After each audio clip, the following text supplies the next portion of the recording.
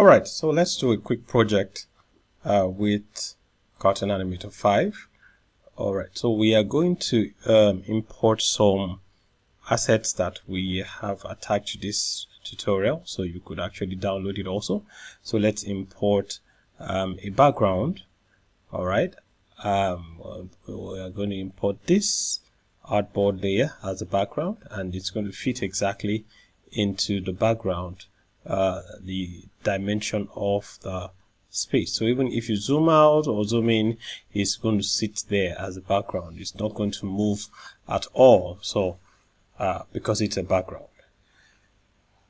All right, so apart from the background, we are going to import a fish into the scene. So let's get the fish imported by clicking on that area and import the fish as a prop, and make it rigged there, so it opens up this environment where we can add bones to the fish. So what we're going to do is to add bones to the fish.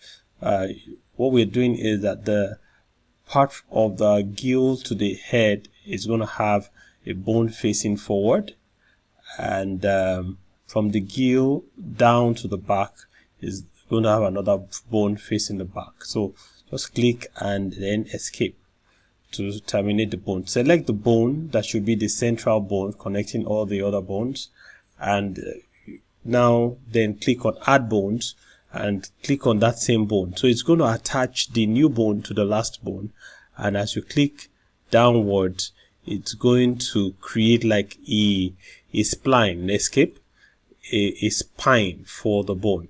Preview it, and you could see that if we rotate it here, it's going to distort the fish. Rotate it at the back there, it's going to also distort the fish. So let's click on preview to terminate this. It's going to restore it back to default. Okay, so let's select all the bones that goes to the back. Let's go to the scene manager and have them selected from 5 to 10. Shift select to 10, and I'm going to add a spring effect to it. And when I add the spring effect, it's going to show this. So let's use which of the spring. No, that's too much. No, that's too much. Let's add the default spring and click on add to group, and that's, we have added all that to the group, and preview. So click on the main bone and move it up, move it down. You could see how it's affecting the fish and giving us a natural movement to the fish. Natural movement. So click on the preview again, and let's go back to the stage. All right, now the fish is going to be very small, and let's click on the fish, and I will rename the fish to fish. Okay, so after renaming to fish, let's resize it and make it that big. All right, the next thing we'd like to do is to animate the fish.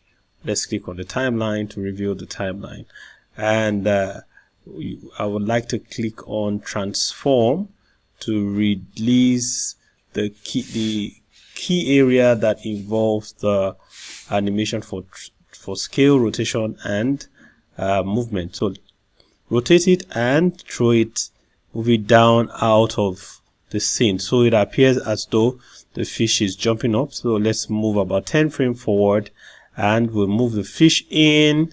Yes, still at that angle. Yes, good.